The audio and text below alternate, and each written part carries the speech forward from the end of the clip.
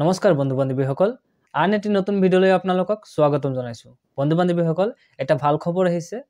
আসাম পুলিচৰ ফালৰ পৰা এটা গুৰুত্বপূৰ্ণ আপডেট আহিছে আপডেটটো কি কৈ আছো সক কেইদিনমান আগতে ইনস্পেক্টৰ সাব ইনস্পেক্টৰ হেড কনস্টেবলৰ এপ্লাই হৈছিলে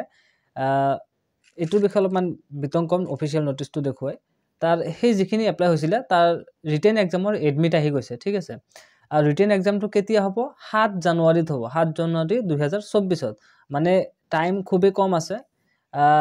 আপোনালোকক অফিচিয়েল নোটিফিকেশনটো মই স্ক্ৰিনত দি দিছো চাই লব এবাৰ ইয়াতে সক ইনস্পেক্টৰৰ পোষ্ট আছিল দুটা সাব ইনস্পেক্টৰৰ পোষ্ট আছিল 60টা অৰ্থাৎ 60 পোষ্ট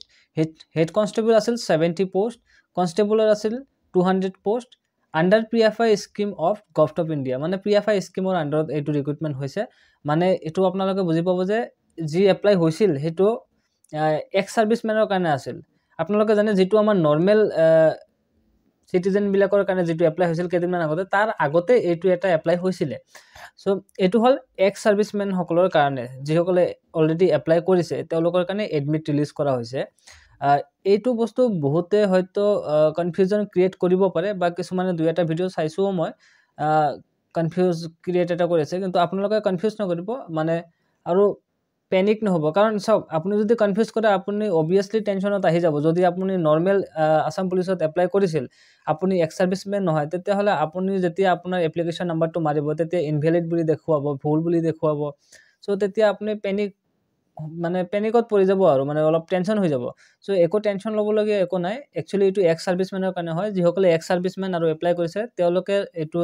এডমিট কাৰ্ড ডাউনলোড কৰিব পাৰিব আৰু বাকি যিসকলে নৰমাল যেটো এপ্লাই কৰিছিল হেতু এতিয়ালৈকে কোনো অফিচিয়েল আপডেট আহা নাই আৰু যিসকলে এক্স সাৰ্ভিসমেন হয় তেওঁলোকৰ কাৰণে বাকি কথাখিনি আছে আপোনালোকে সক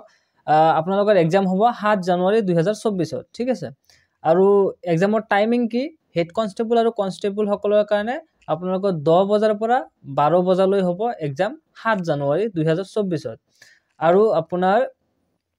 যেটো ইনস্পেক্টৰ আৰু সাব ইনস্পেক্টৰ পোষ্ট বিলাক আছে তেওঁলোকৰ ৰিটেন এক্সামটো হ'ব দুপৰীয়া মানে এই পিছবেলা 2 pm টু 4 pm লৈ মানে 2 আৱাৰ এক্সাম হ'ব সো এখিনি এটা সৰু কিন্তু গুৰুত্বপূৰ্ণ আপডেট আছিল